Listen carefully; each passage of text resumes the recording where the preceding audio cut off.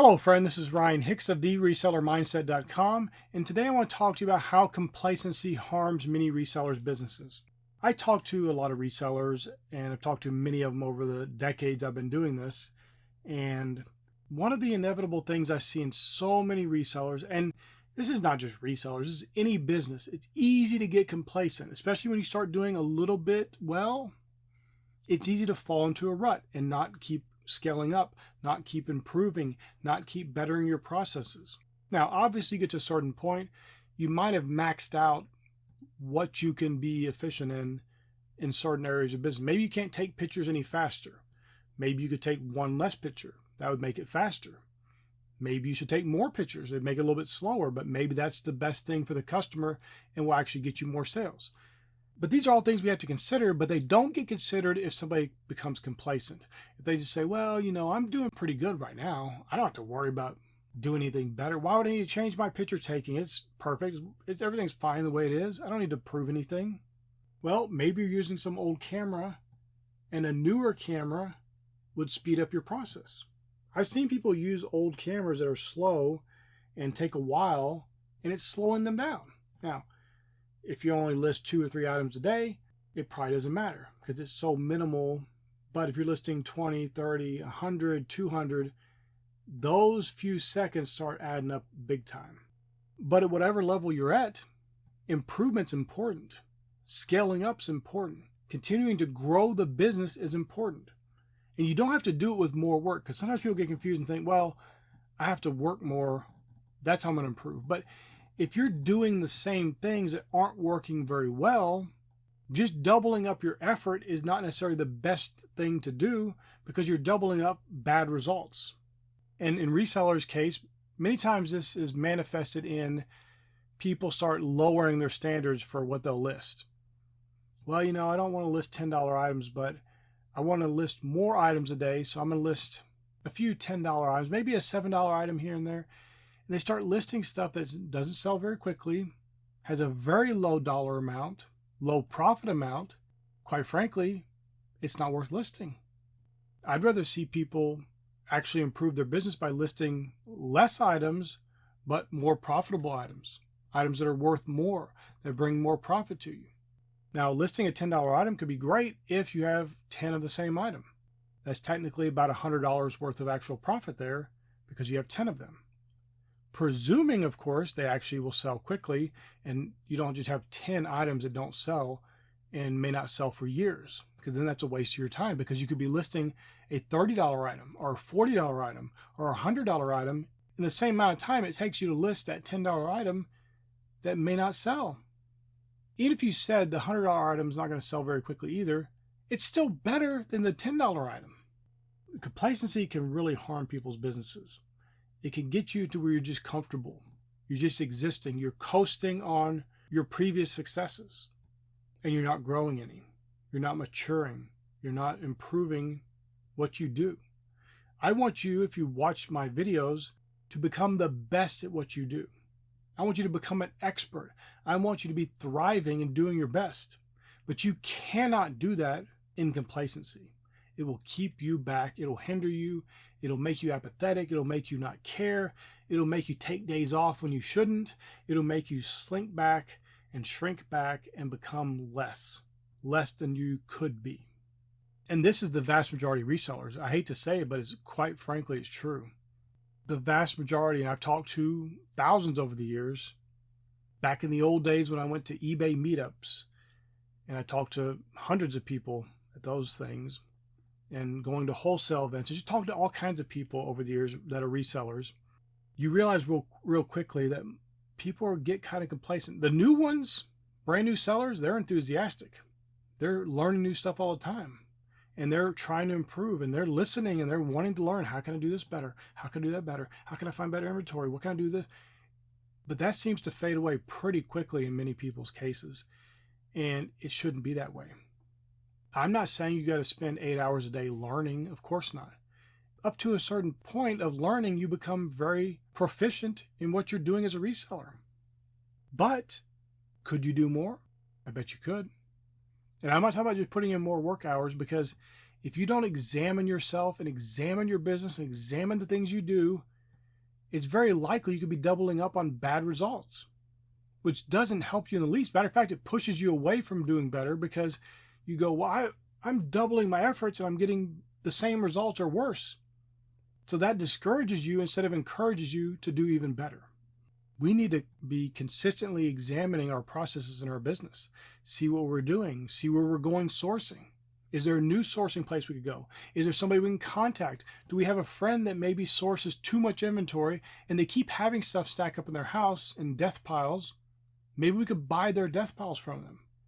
And we can take those death piles and turn them into life piles by getting that stuff listed. We know they source well. We know the inventory is good, and they're never going to list it because they just keep adding more stuff to it. Maybe I can get a good deal on that stuff and get some fresh inventory. There are all kinds of things you can be doing, just thinking a little differently.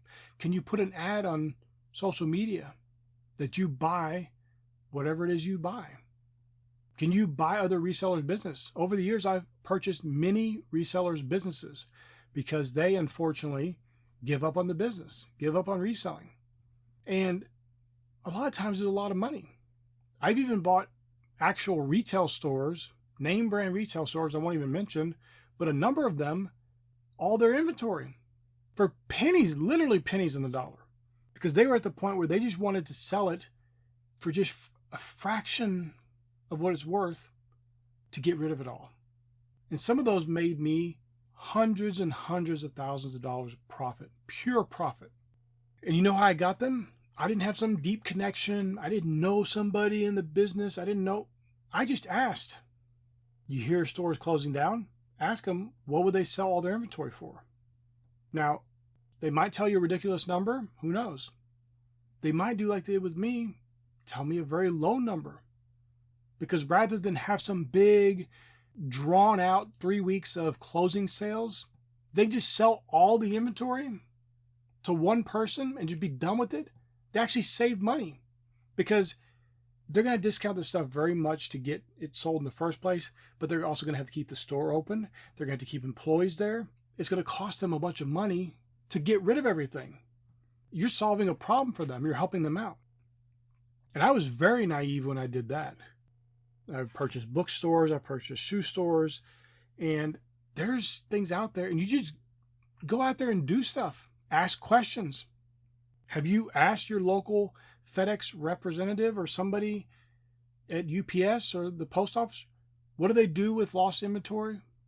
What do they do with lost shipments? What do they do with shipments that the label's ripped off so they don't know where it goes, or the box is beat up or something? What do they do with it? Can you buy it? And yes, there are processes they have for that. The point is, just go out there and ask. Just go out there and talk to people. Get out there and be different. Be out there doing stuff, learning and growing and asking questions. In all these situations I just mentioned, the worst somebody can tell you is no, or I don't know. No harm. No big deal. People are so afraid to even ask for things. If you're in a thrift store and you see an item that would be great for resale, but it's priced too high, ask for a cheaper price. You'd be amazed how many times they'll say, sure. I just sold a printer recently that I was in the store. They just got it donated because I'm in there all the time and I'm talking to them and they know me as a reseller, because I don't go around pretending I'm not a reseller or being ashamed of it. I tell them point blank. And if you have any of the things I'm looking for, please let me know. This printer came in. They didn't know how to test it. They said, do you want it, Ryan? It literally just came in. And I heard them say, I bet Ryan will want this. And then they asked me, do you want this, Ryan? Well, it depends how much. $5. That printer sold for $277. $5. But you know why I wouldn't have got that? Is if I was like a lot of resellers who are just complacent. They don't show up very often. They don't tell anybody they're a reseller. Nobody knows what they do. They just kind of flop around, do barely anything. They don't even ask for discounts or ask for deals or ask for, hey, can you look out for me if you see any of this item? I'm trying to buy these things. Can I resell them for a profit? I think many resellers get this idea that people are going to be mad at them for reselling or call them scalpers or whatever nonsense. You're not scalping if you buy something at a thrift store and you resell it for its market price. You're finding an undervalued item and you're selling it at the actual value and making a profit. You're not scalping something. If you took an item that's worth $100 and you sold it for $1,000 because people were desperate for it, yes, that would be scalping. That would not be ethical. That's not what you're doing. So you have nothing to be ashamed of. Go out there and tell people you're a reseller. You can tell them, hey, I sell board games. If you see any good board games come in, can you let me know? I have so many people at thrift stores almost working as unpaid interns to just tell me about good stuff that comes in. Just really great people looking out for me. And yes, that's God's favor, but it's also the fact that I'm kind to these people. Like if something falls off a hanger, I don't just leave it there. I pick it up and I'm respectful and I'm kind to them. And it does help. Just a little kindness. People want to help if you are a person who's not giving them a problem.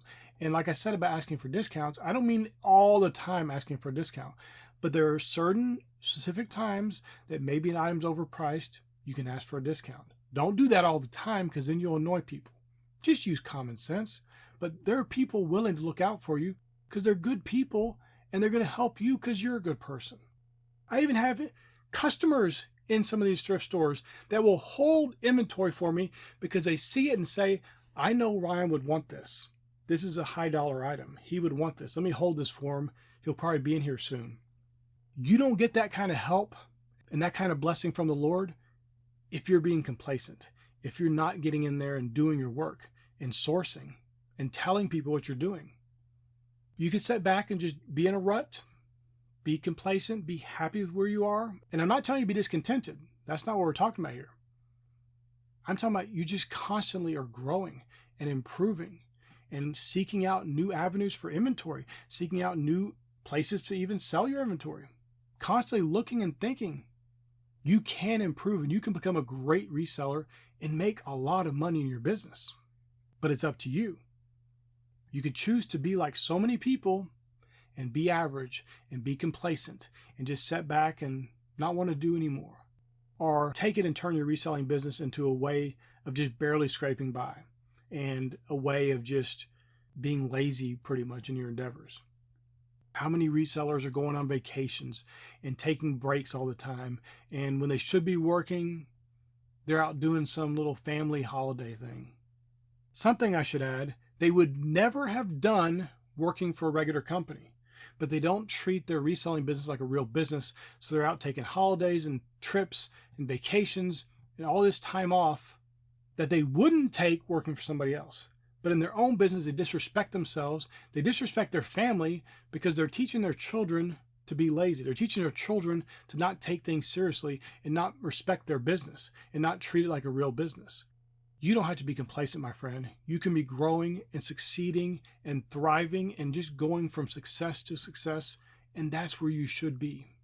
But the only way you can do that is if you refuse, absolutely refuse to be complacent, to be lazy, to pull back, to shrink back.